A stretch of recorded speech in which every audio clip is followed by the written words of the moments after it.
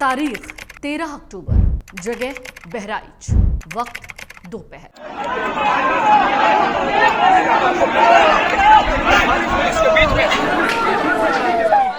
शांति रखिए, इस तरह से करने से नहीं होगा। आग लगाए देने। यूपी के बहराइच में दुर्गा पूजा विसर्जन के दौरान जो हुआ उसकी सनसनाहट 5वें दिन भी जारी है। इसमें जिस 22 साल के राम गोपाल मिश्रा की मौत हुई उसके हत्यारे अभी भी पुलिस की गिरफ्त से बाहर हैं। अगर आप अभी बहराइच जाएंगे तो वहां का चप्पा चप्पा सन्नाटों से भरा हुआ दिखेगी तो पुलिस फोर्स, दिखेंगे तो कुछ टूटे सामान जिन्हें दंगाइयों ने तहस नहस कर दिया था। वजह है वो सांप्रदायिक तनाव जिसका जिक्र खुलकर कोई नहीं कर रहा। अभी तक इस पूरे मामले में 50 से ज्यादा लोगों को गिरफ्तार किया गया है, लेकिन ये 50 लोग वो नहीं हैं जिन्होंने राम गोपाल की निर्मम तरीके से हत्या कर दी। ये वो लोग हैं जो इस हिंसा में अपना भरपूर योगदान देते दिखे थे, जिनकी पहचान सीसीटीवी से पुलिस ने की। तो चलिए अब जरा बहराइच पुलिस का एक पोस्ट देख लीजिए जिसमें राम गोपाल मिश्रा की हत्या की असली वजह लिखी है। लिखा है, यूपी के बहराइच के महाराजगंज कस्बे में दुर्गा प्रतिमा विसर्जन के दौरान हुए हिंसक विवाद के बाद राम गोपाल मिश्र नामक युवक की गोली लगने से मौत हो गई। इस घटना को लेकर कई अफवाहें फैल रही थीं, जिसमें कहा जा रहा था कि राम गोपाल की मौत करंट लगने और तलवार मारने से हुई थी। उसके साथ काफी क्रूरता की गई, हाथों और पैरों के नाखून उखाड़े गए थे। बहराइच पुलिस की सोशल मीडिया सेल ने इन अफवाहों को सिरे से खारिज करते हुए साफ किया है कि पोस्टमार्टम रिपोर्ट में मौत का कारण गोली लगना पाया गया है। पुलिस ने जनता से अपील की है, अफवाहों पर ध्यान मत दीजिए, सांप्रदायिक सौहार्द बनाए रखिए। जिस इलाके में हिंसा हुई है वो कस्बा महसी तहसील के अंतर्गत आता है और बहराइच से करीब 30 किलोमीटर दूर है। आरोप है पूरा विवाद दुर्गा विसर्जन के दौरान डीजे पर भड़काऊ गाना बजाने की वजह से शुरू हुआ, जिस पर मुस्लिम पक्ष ने आपत्ति जताई। घटना वाले दिन वहां मौजूद पुलिस वालों ने कहा, विवाद तब बढ़ा जब दूसरा पक्ष डीजे बंद करने के लिए तैयार नहीं हुआ तो दूसरे पक्ष की ओर से डीजे का तार निकाल दिया गया।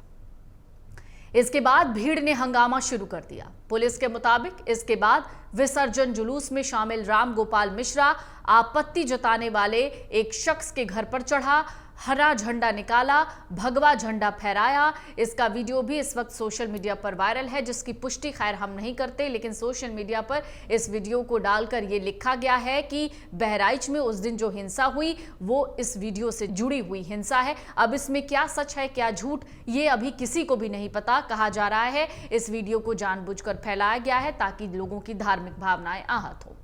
इस वीडियो में राम गोपाल मिश्रा को हरा झंडा निकालकर भगवा झंडा फहराते हुए देखा गया था। इस दौरान घर के अंदर से गोली चली जिसमें उनकी मौत हो गई। गोली चलाने का आरोप सरफराज नाम के एक शख्स के पिता अब्दुल हामिद पर है, जो अभी तक फरार है।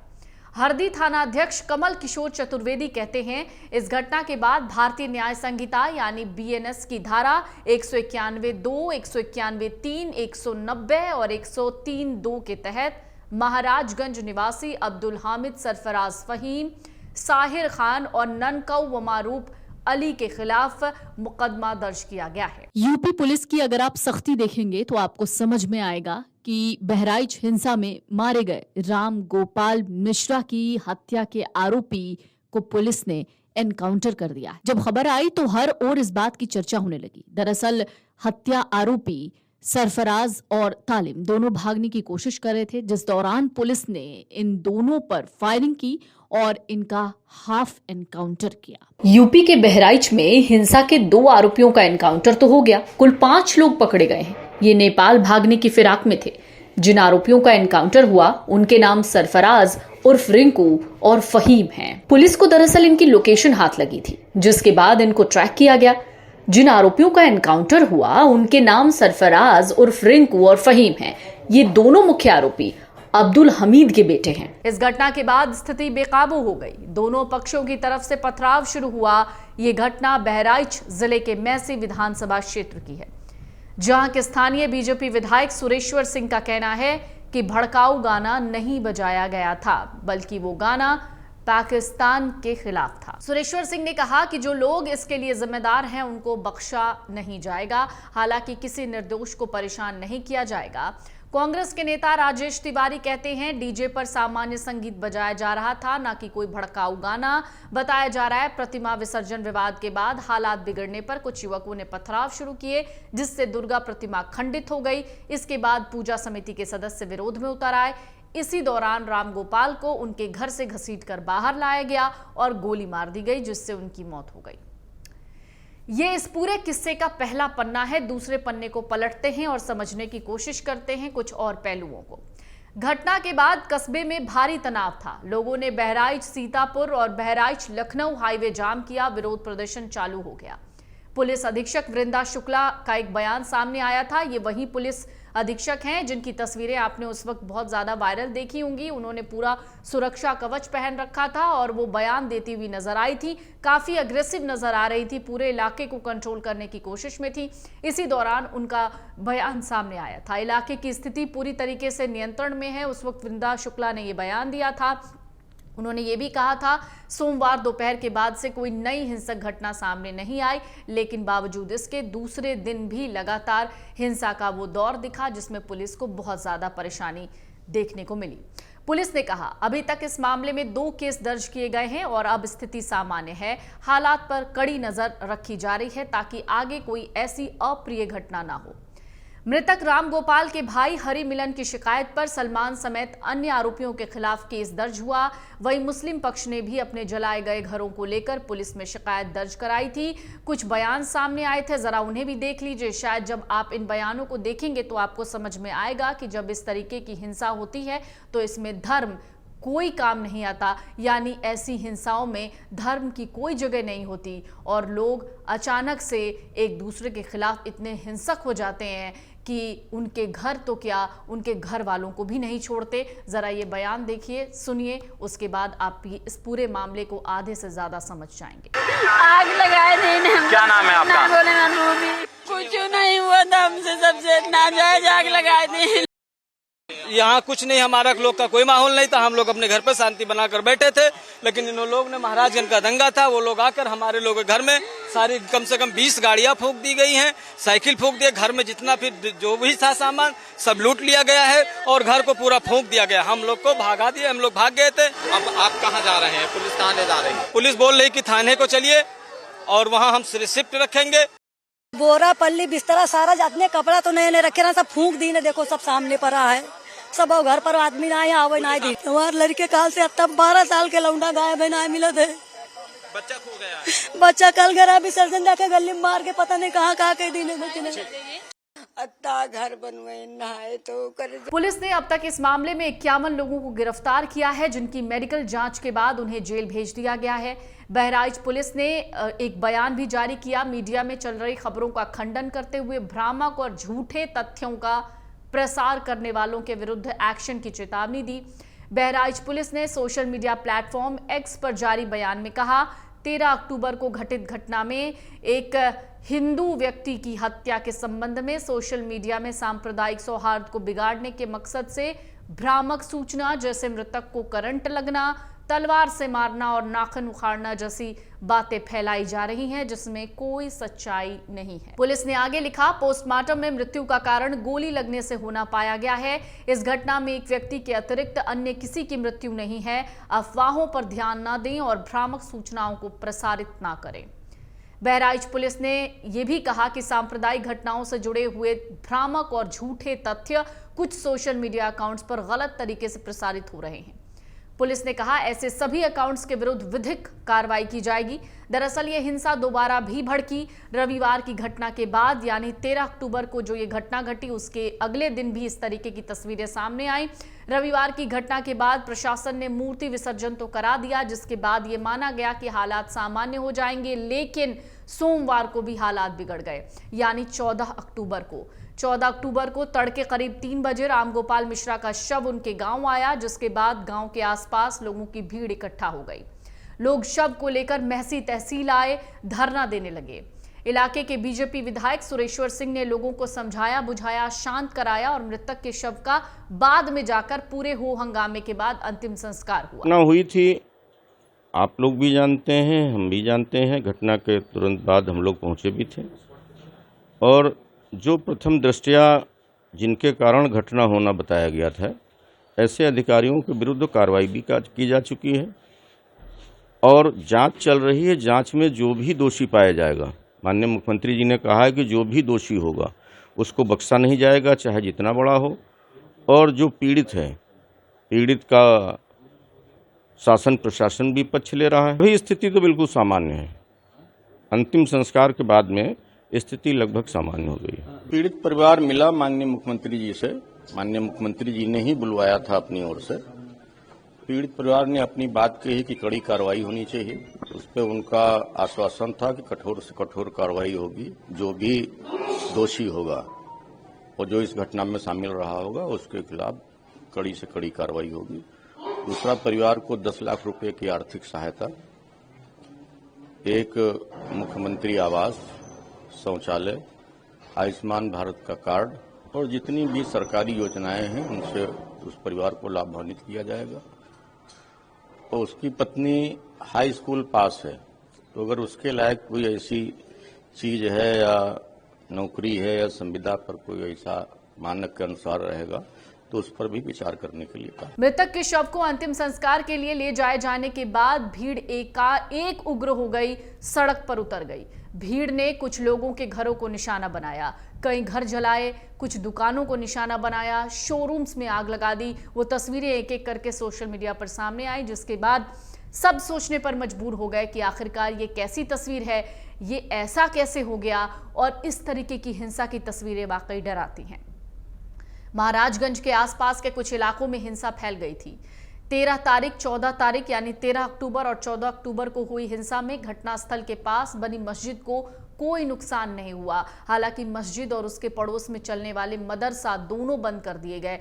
तो क्या प्रशासन से इस पूरे मामले में चूक हुई है? दरअसल इस वक्त ये सवाल सोशल मीडिया पर भी उठ रहे हैं। अगर आप इन सवालों को बहुत गौर से समझने की कोशिश करेंगे तो आप पाएंगे कि सीएम योगी ने भी कड़ा एक्शन लिया है और कड़ा एक्शन लेते हुए उन्होंने थाना अध्यक्ष को भी सस्पेंड किया है, सीओ को सस्पेंड किया है। उन्होंने उन पुलिस वालों पर भी गाज गिराई है जो इस पूरे मामले में थे, यानी वो स्थिति को सही तरीके से कंट्रोल नहीं कर पाए। मुख्यमंत्री योगी आदित्यनाथ ने खुद गृह सचिव और ADG law and order Amitabh Yash को बहराइच भेजा था, जिनकी एक तस्वीर सोशल मीडिया पर खूब वायरल हुई थी, जिसमें अमिताभ यश दौड़ाते हुए नजर आ रहे हैं उन दंगाइयों को जो सड़क पर उतरकर हंगामा कर रहे थे। अमिताभ यश की ये तस्वीर खूब वायरल हुई थी, जिसमें वो पिस्टल लेकर भीड़ को तितर बितर करते हुए नजर आए थे। ADG law and order Amitabh Yash के सड़क पर खुद उतरने के बाद सुरक्षा बलों ने मुस्तैदी से मोर्चा संभाला, जिसके बाद हालात तो काबू में आ गए, लेकिन अभी भी कई जिलों में पुलिस फोर्स है, पीएससी मौके पर तैनात किए गए हैं।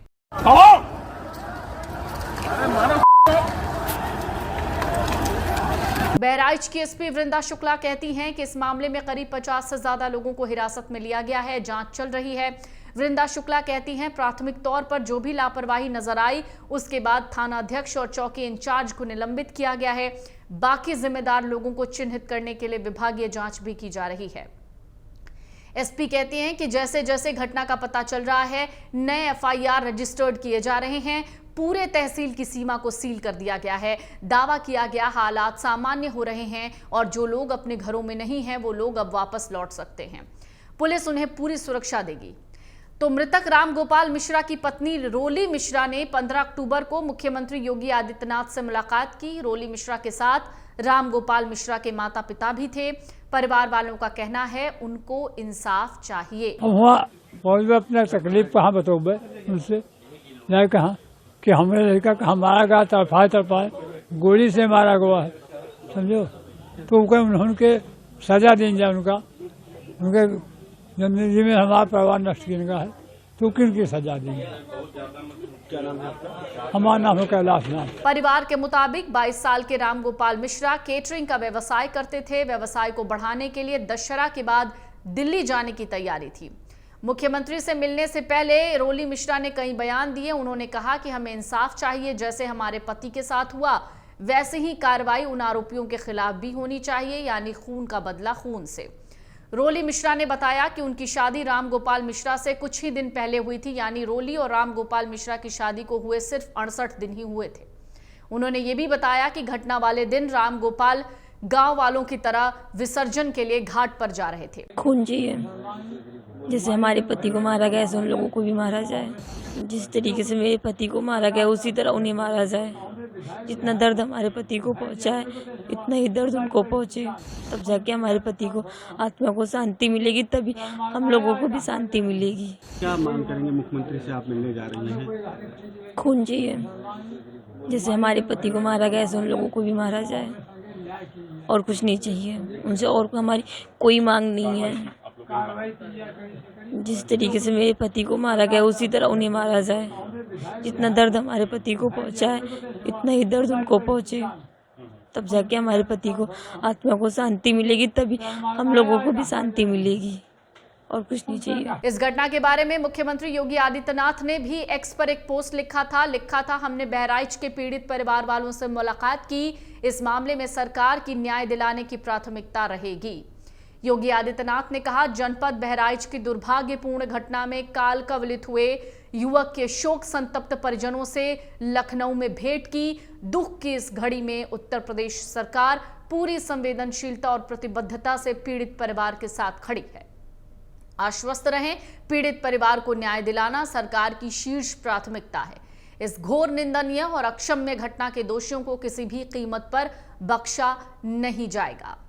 इन सब के बीच मुख्यमंत्री योगी ने राम गोपाल मिश्रा के परिवार को 10 लाख रुपए का मुआवजा देने की बात कही है, लेकिन अब इस पूरी हिंसा की घटना में यानी बहराइच हिंसा में कुछ ऐसे अनसुलझे सवाल हैं जिनके जवाब अभी भी बाकी हैं। महाराजगंज में पर्याप्त फोर्स न होने के कारण पुलिस को घटना वाले दिन और बाद में 14 अक्टूबर को पीछे हटना पड़ा। मौके पर मौजूद लोगों का कहना है, संख्या बल के हिसाब से भीड़ ज्यादा थी, पुलिस वाले कम थे, जिससे एक्शन में देरी हुई। कुछ लोगों ने सवाल उठाया, क्या डीजे बजाने को लेकर सरकार ने या स्थानीय प्रशासन ने कोई गाइडलाइन जारी की थी? अगर डीजे पर भड़काऊ गाना बज रहा था तो पुलिस ने क्यों नहीं रोका? घटने पे जो है माता जी की जुलूस जा रहा था और उसमें जो है कुछ गाना बज रहे थे। अपना समाज के बारे में उन्होंने गाना कहा, ये गाना मत लगाइए यहाँ पे। तो पब्लिक ने कहा जो है जुलूस जा रहा है, हिंदू का जो जा रहा है गाना तो बजेगा और कोई नई बात नहीं बज रहा है। उसमें उन्होंने विरोध किया और विरोध में जो है पता लगा कि पत्थर कोई मार दिया जो है, और उसमें पब्लिक भी हिंदू समाज की जो कई जुलूस जा रही थी, कई जगह की जो है विसर्जित हो रही थी माता जी, तो हर गाड़ी के थे जब भीड़ से उमड़ गई। जब उमड़ आई तो जो है पब्लिक संभाल नहीं पाए, जो है पुलिस भी थी यहाँ पे, लेकिन जो है ज्यादा नहीं थी, थोड़ी बहुत थी जो ये की मौत भी हो गई। घटना इस बात को लेकर चले हैं कि जैसे मूर्ति विसर्जन के समय पर कुछ डीजे बाजा के माध्यम से हुआ लफड़ा। इन्होंने कहा कि ये आप बाजा बंद करो, बाजा नहीं बजेगी। तो कहेंगे तुम्हारे मजाहब में यहाँ हमें में कहेंगे तुम्हारे मजाहब में जो होता है तो हम लोग आप जैसा नहीं करते हैं, हमारे मजाहब में होता है तो तुम आप जैसा करते हो। इसी बात पर यहाँ लफड़ा के मारेंगे, धमकी दिया उन्होंने। उसी बात पर कहे शाम बटाव करावा गया। एक झंडा लगा था, काला झंडा। काला झंडा के विरुद्ध में यह कहें कि झंडा अगर उतारना हो तो उतार दो, अच्छी है, तो क्या झंडा हम नहीं उतारेंगे। तो जब ना उतारे तो सब लोग जुटे जाए, तो वो लोग अंदर घुस गए, शटर गिराई दी।